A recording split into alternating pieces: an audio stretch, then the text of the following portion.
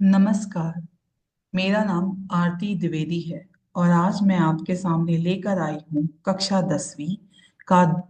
कक्षा 10वीं सीबीएसई स्पर्श किताब का दूसरा चैप्टर, जिसका नाम है मीरा के पद। इसे स्वयं लिखा है मीराबाई ने। आइए देखते हैं इनके बारे में। मीराबाई मीराबाई का जन्म 1503 चोकड़ी जोधपुर में हुआ था। 13 वर्ष की आयु में मेवाड़ के महाराणा सांगा के कुंवर भोजराज से विवाह हुआ इनका। विवाह के कुछ वर्ष उपरांत पति पिता और ससुर का देहांत हो गया। गुरु इनके संत रैदास थे। इनको कौन कौन सी भाषाएं आती हैं? तो इनको राजस्थानी, ब्रज और गुजराती भाषा का मिश्रण इनके पद में दिखाई देता है। ठीक है, यानी इन तीनों भाषाओं को ये जानती है। इनकी मृत्यु 1546 में हुई थी। अब हम इनकी लोक कथाओं में इनकी क्या भूमिका रही है वो हम यहाँ पे जानेंगे।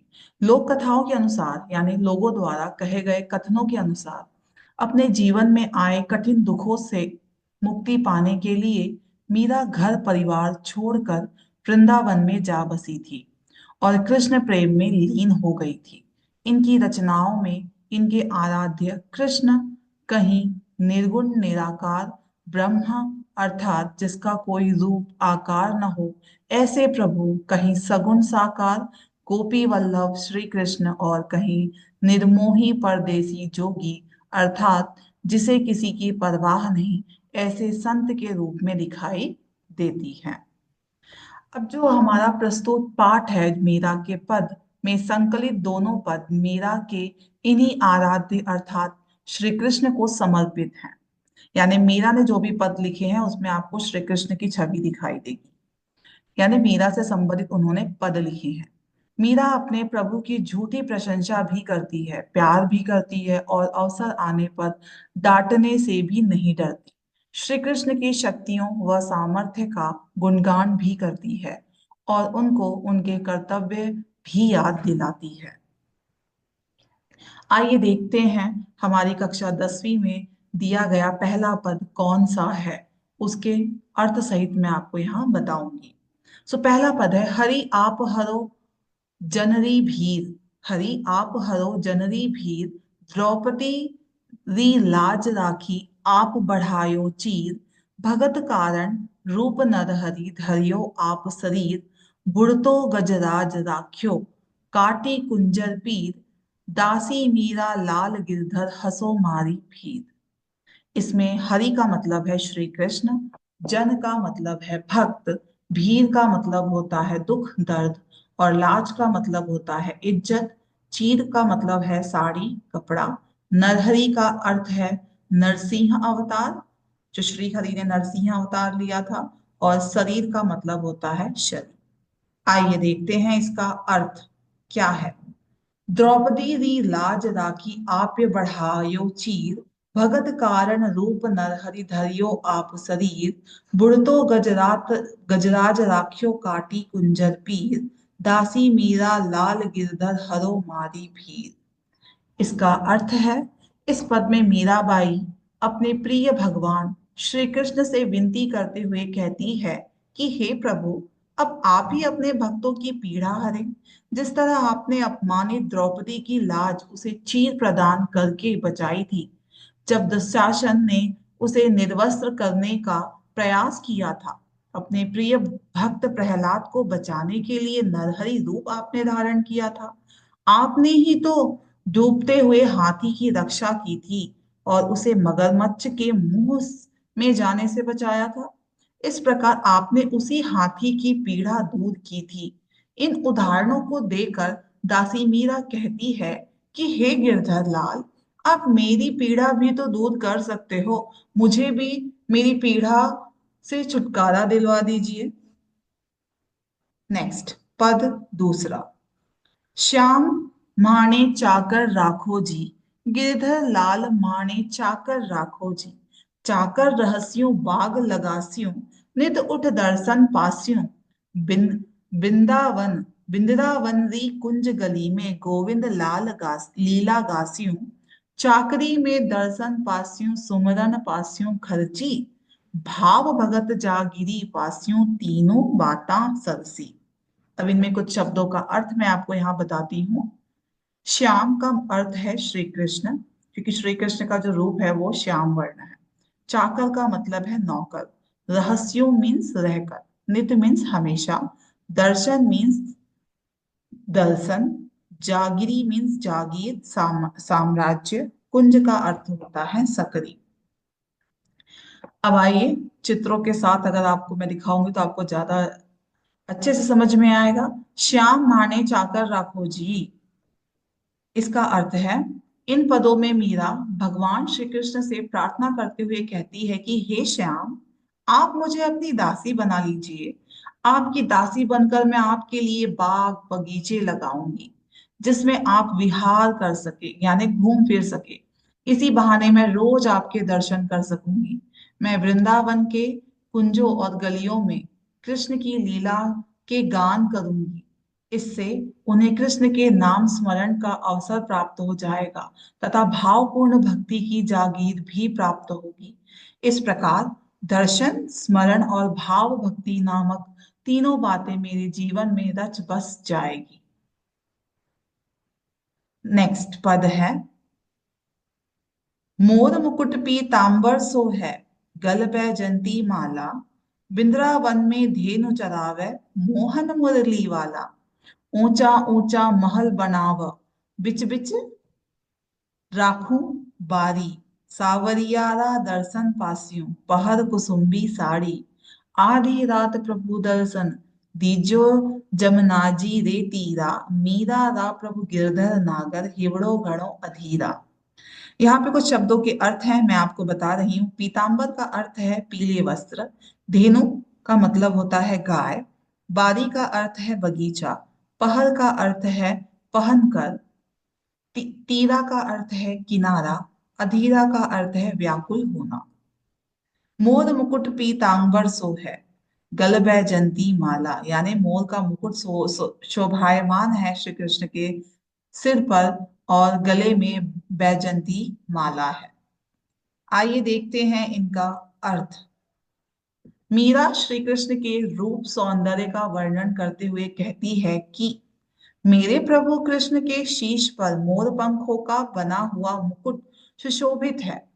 तन पर पीले वस्त्र सुशोभित हैं। गले में वन फूलों की माला शोभायमान है। वे वृंदावन में गाय चराते हैं और मनमोहक मुरली बजाते हैं। वृंदावन में मेरे प्रभु के बहुत ऊंचे ऊंचे महल हैं।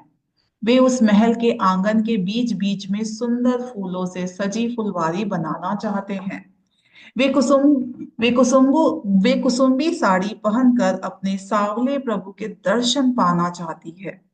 मीरा भगवान कृष्ण से निवेदन करते हुए कहती है कि हे प्रभु, आप आधी रात के समय मुझे यमुना जी के किनारे अपने दर्शन देकर कृतार्थ करें। हे गिरधर नागर, मेरा मन आपसे मिलने के लिए बहुत व्याकुल है, इसलिए दर्शन देने अवश्य आइएगा। अब हम सभी पदों का सार यहाँ पे मैं आपको बताऊंगी। मीन्स मीरा के पद में क्या बताया है मीरा ने। ठीक है। सो जितने भी पद हैं आपको मैं शॉर्ट में अब इसकी समरी बताऊंगी।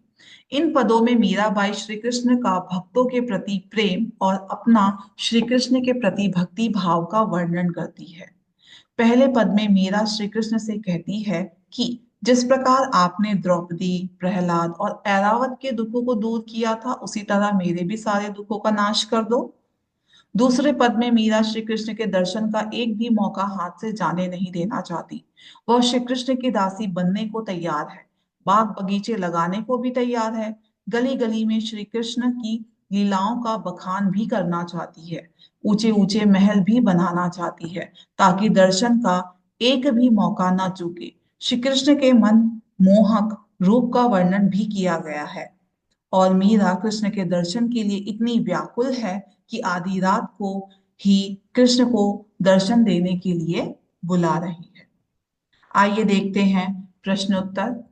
प्रश्न अभ्यास। पहला प्रश्न है, पहले पद में मीरा ने हरि से अपनी पीड़ा हरने की विनती किस प्रकार की है। उत्तर, मीरा ने हरि से अपनी पीड़ा हरने की विनती की है। प्रभु, जिस प्रकार आपने द्रौपदी का वस्त्र बढ़ाकर भरी सभा में उसकी लाज रखी, नरसिंह का रूप धारण करके हिरण्यकश्यप को मारकर प्रहलाद को बचाया, मगरमच्छ ने जब हाथी को अपने मुंह में ले लिया तो उसे बचाया और पीड़ा भी हरी, हे प्रभु, इसी तरह मुझे भी हर संकट से बचाकर पीड़ा मुक्त करो।